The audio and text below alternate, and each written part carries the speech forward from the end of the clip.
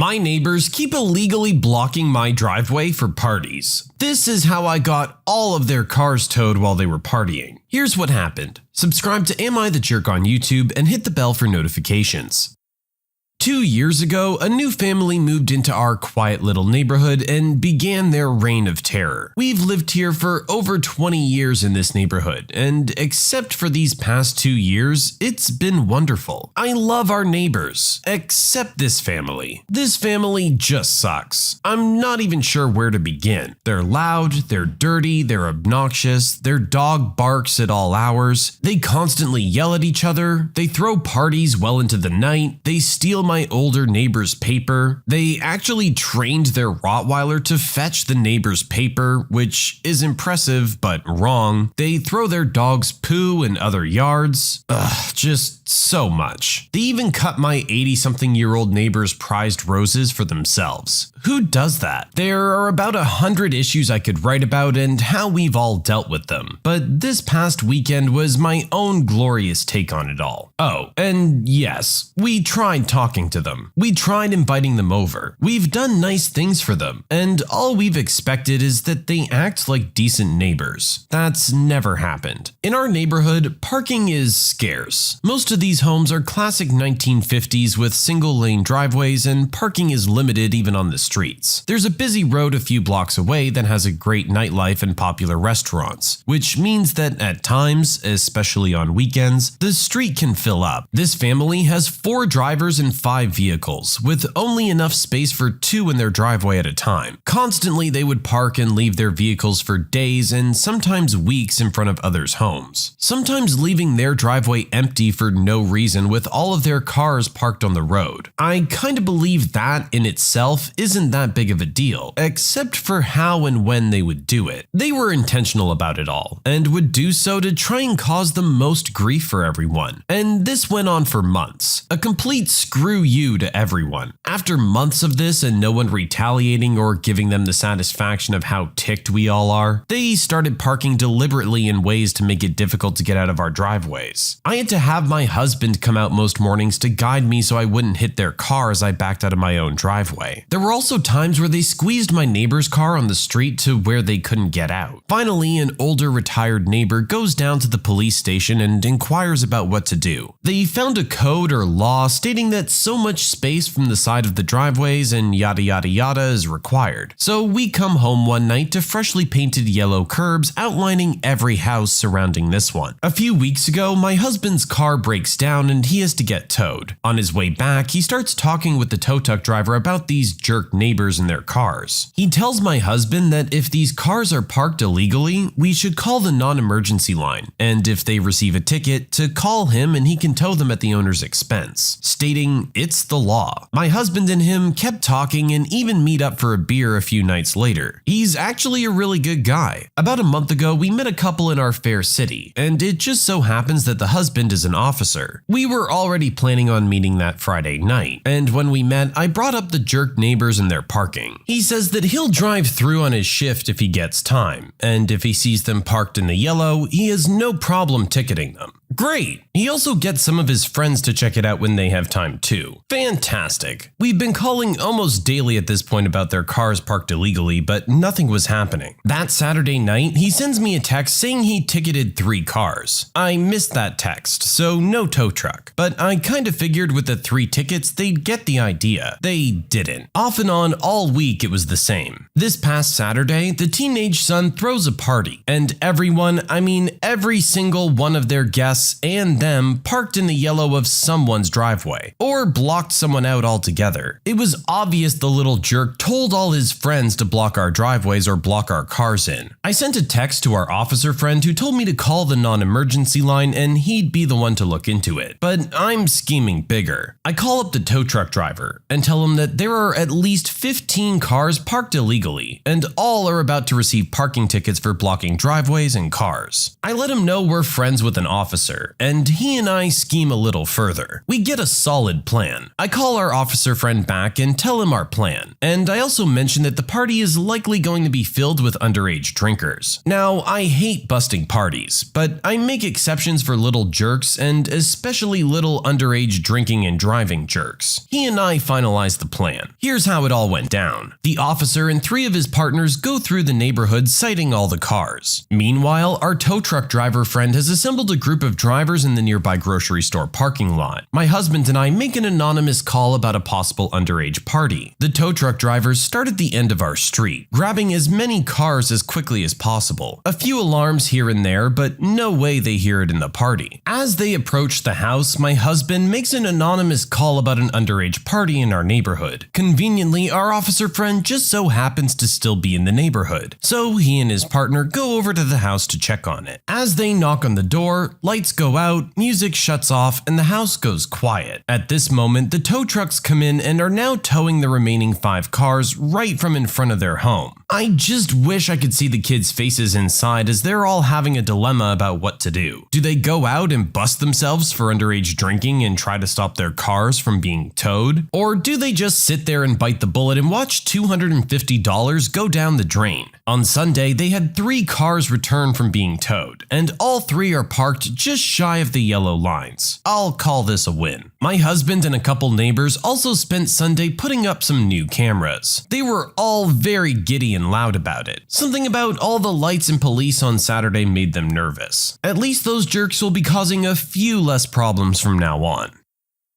You gotta have respect for your neighbors. You're buying a house. It's a large investment, and you're gonna be living next to these people for a long time. It works out for everyone if you just get along. These literally sound like the worst neighbors of all time. Actual active disrespect for everyone around them. The thing is, when you treat people like that, guess what? You're not liked very much. And having that many people around you not liking you might make them do something about it. Sad to say, they're probably still jerks. But at least our original poster got some satisfaction out of this. You can submit your own stories to be featured here on the channel. The story submission link is in the description below. And don't forget to subscribe. I get free crap from sketchy Amazon stores and leave them 1-star reviews as a thank you. You know all those Amazon vendors that are offering gift cards and free items in exchange for 5-star reviews? What I do is accept the offer, write the review, get my gift card, edit the review to 1 star, and explain the situation. I started getting items in the mail like headphones or whatever with a note that offers free stuff and $10 gift cards in exchange for writing a 5-star review on Amazon. I'm a fairly big reviewer. Over the years, I've written more than 2,000 legit reviews. To me, reviews are the most useful aspect of Amazon, and nothing ticks me off more than fake reviews to promote a crappy product. So I said, screw it. I started writing the review, emailing the scammer with a link to my review, and get my $10 gift card. Then I edit the review to explicitly explain how this scammer is trying to rig the system. There's apparently nothing to prevent you from doing this. Not only do you waste their time and money, but your review can help raise awareness of this crap. Hey, if they can cheat the system, why not you? I don't see anything wrong with this. I'm of the same opinion that reviews are important and they should be honest. When you're essentially just buying 5-star reviews, that's not right. The product itself is probably actually garbage, but you don't get an accurate representation of that in the reviews because of what people like this pull. Our original poster for this story is single-handedly trying to turn this trend around. And you know what? I gotta respect him for it.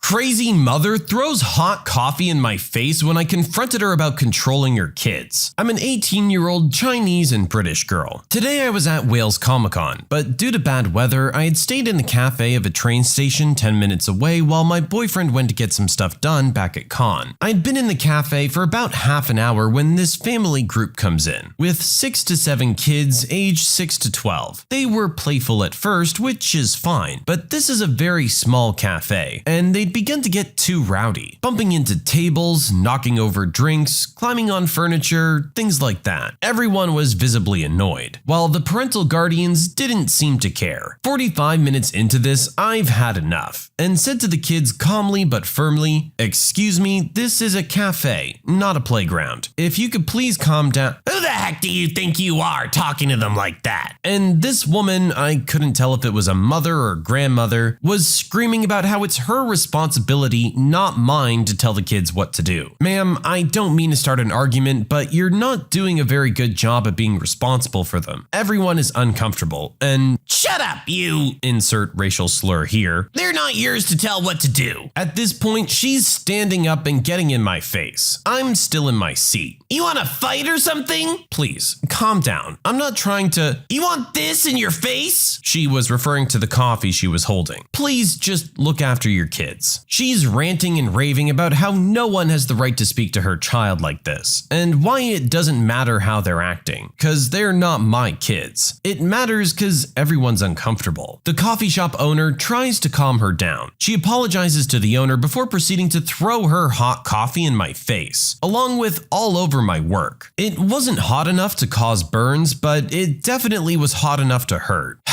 "Very charming, miss. Thank you for that." I stayed in my seat cleaning up my stuff to avoid any argument. "What are you gonna do about it? Gonna fight me? Aw, did I get your papers all wet? You know where the police are, if they can get me. I'm leaving. Don't tell my kids what to do. I'm not scared of the police." The family gathered up to leave. She proceeds to walk out to the train platform with her family as my boyfriend comes into the cafe and sees me drenched in hot coffee with everyone else in the cafe comforting me and cleaning up. I tell him I had coffee thrown on me. She's just left. He runs out and screams, "Who just did that?" And she smugly walks to him. "It was me. What you gonna do, little man? Hit me?" I fight back before raising her own fists, continuing to look for a fight. He screamed at her before coming back to care for me. The shouting had caught security's attention and witnesses informed of the incident. They detained her until police arrived. I told the police what happened. They took down my info and will also review security footage. They'll be calling me later today for an official statement. They already have this woman identified. We plan to press charges for the assault. I'm not letting that jerk get away with it.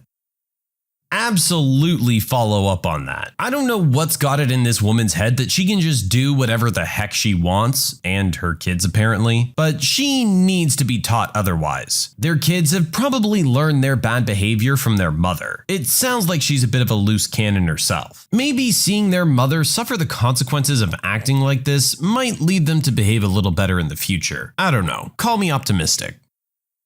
My entitled ex-wife insists that I send half of my son's toys back with him every time he goes to her place, so I make sure he's got plenty to keep him occupied. To start this, hurting a child to get revenge on the other parent is a horrible thing to do. Too often, people forget that the child is the most important person when parents split up. Do not take your hate for them out on the kid. That being said, no child was harmed in the making of this story. Now that that's out of the way, let's move on to the story, shall we? My ex is the very definition of an entitled person. She fakes a disability to get a check, has never worked a day in her life, and has always expected everything in life handed to her. Now, all that being said, I hold none of that against my son. It isn't his fault that I stuck it in crazy. Additional life lesson, don't stick it in crazy. And for you, ladies, don't let crazy stick it in you. When our son was born, her bubble of spoiled rotten was extended out to him. For a while, I didn't blame her. She wasn't ever supposed to be able to carry a child to term, and I wasn't supposed to be able to father anymore. I'd had a vasectomy after my third son was born. So yeah, I got this one tested, and yes, he is mine. But as always happens with entitled people, it was never enough, and eventually we split. Now, I pay a healthy amount in child support, more than the courts would actually order, and I pay on time every time. It's enough that even after food, clothes, and other expenses, she still has plenty left over to spoil him, even if it's not up to her wants. Recently, she began to complain about the fact that when I buy him presents, they always stay with me. I have him 3 days a week, but she wants his entire toy stash to go back to her house during her 4 days. I refused. She continued to complain, and I fumed about it to my new wife, and a plan started brewing. I agreed that from now on, I would send half of what I got him for holidays to her house, and it could all stay there. She was proud of herself. Easter was coming. I had already bought my normal bounty, mostly consisting of outside toys. I had water guns, balls, bats, a giant outdoor bowling set, and a little sprinkling of candy. I went shopping again, this time with my wife. No outdoor toys this time, knowing she would not take him out to play with them. No, this time I went a route that would suit her musical and artistic child. He loves playing in the dirt, by the way, she just can't keep up with him when he does. I went musical, loud, and as obnoxious as I could find. A recorder, noisemakers, laser guns that made a dozen different sounds, and enough candy to put a bull moose in a diabetic coma. Enough to equal the dollar amount I spent on his original basket. Every bit of that went home with him after he had a nice long day of running around outside, happy as a clam. She, of course, was thrilled seeing the volume. Her little prince was getting a quadruple Easter. My parents had also given him a basket. Hours later, I was informed that she didn't want me sending things home if that was the kind of toys I was going to bring him. He was running around the house screeching through the recorder, powered by a combination of chocolate and pixie sticks. He absolutely loves the recorder. It's not so bad when you let him play with it outside. I mean, you found the loophole, I'll give you that. You gave her what she wanted. She just didn't quite know what she was asking for. I'm sure he's already got plenty of stuff over there to play with. I don't see why she feels the need to make you drag stuff back and forth. Besides, based on the type of person she seems to be, I doubt she would do the same thing for you. But no, I don't think you did anything wrong with using the kid in this situation. The kid doesn't even know what's happening. They're just happy and playing with their new stuff. It's the mom who's miserable. Making your kid happy and your ex-wife miserable at the same time, you gotta call that a win, right? My boss fired me because my car broke down. Then, months later, calls me begging me to come back. I was an intern at a local wedding magazine during college. Small office of 3 interns who put the mag together, with an editor who will always be the most incompetent person I've ever worked with. And I've worked in food service. After months of pettiness, my car broke down over Thanksgiving. I called the editor letting her know just in case I was ever late showing up, as I planned to take the bus or bum rides. Her response? Click. Jerk. You did not just hang up on me. I was mad, but I took that call as a blessing in disguise and decided to forget about it. We weren't getting paid as interns, so who cares? 2 months later, a Saturday, I'm relaxing at home when I get a call. Guess who? Hey, original poster. Listen, I'm sorry about that call during Thanksgiving break. My phone dropped it. We're trying to get this month's edition printed, and I can't keep up with all the mail, the ads, and the phone calls. It's crazy here, and the other girls quit. Can you believe that? When will you be back in the office? Listeners, it's been 4 years since that Saturday, but even now I can still feel that incredible sense of petty joy. You said I was no longer needed as an intern 2 months ago. I've already accepted a position elsewhere. My new boss doesn't call me on weekends and actually pays me. Lose my number. Click. Well, we all know the saying, you don't know what you got till it's gone. Another employee taken for granted and let go. But when push comes to shove, guess who you really need in your corner? Too bad you've already burned that bridge. Honestly, you're lucky the follow-up wasn't more malicious than this given how you let the person go. Firing someone because their car broke down and they're not going to have quick and easy access to the office, even though they're still willing to try and get there by bus, is a really jerk move.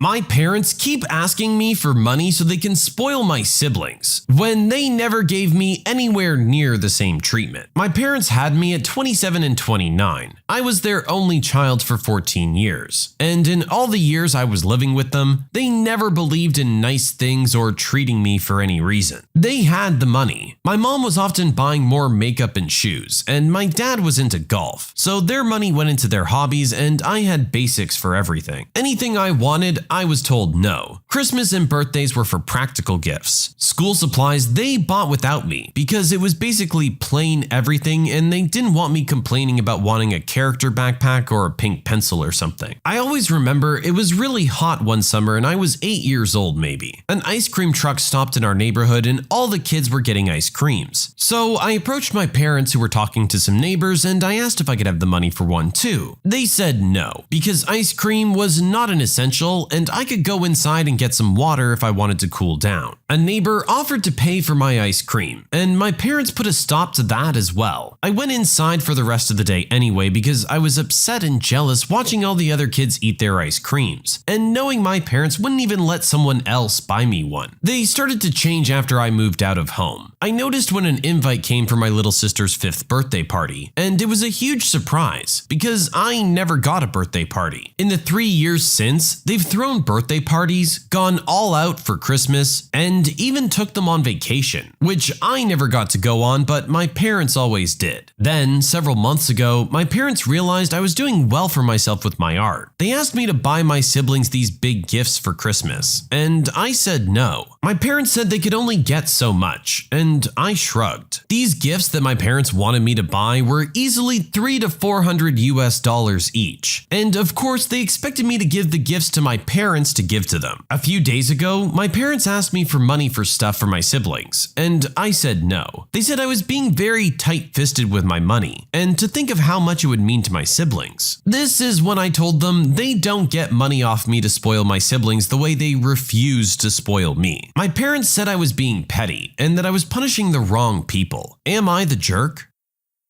I completely understand why you feel the way you do. It's totally natural to feel slighted in this instance, and that they didn't really care about you. That move with the ice cream was honestly actively damaging to you as a child, I feel. Basically telling you that you're not worth it to them, but for some reason your two new siblings are. I say if they want to spoil them, then great, but don't expect you to fork out all this money because they're trying to turn over a new leaf. When you subscribe, make sure to hit the bell to turn on notifications. Put the playlist on in the background to finish listening to all the stories, linked at the top of the description. And if you like Am I the Jerk, give Am I the Genius a shot, linked in the description as well. Either way, thanks a lot for watching, and we'll see you guys next time.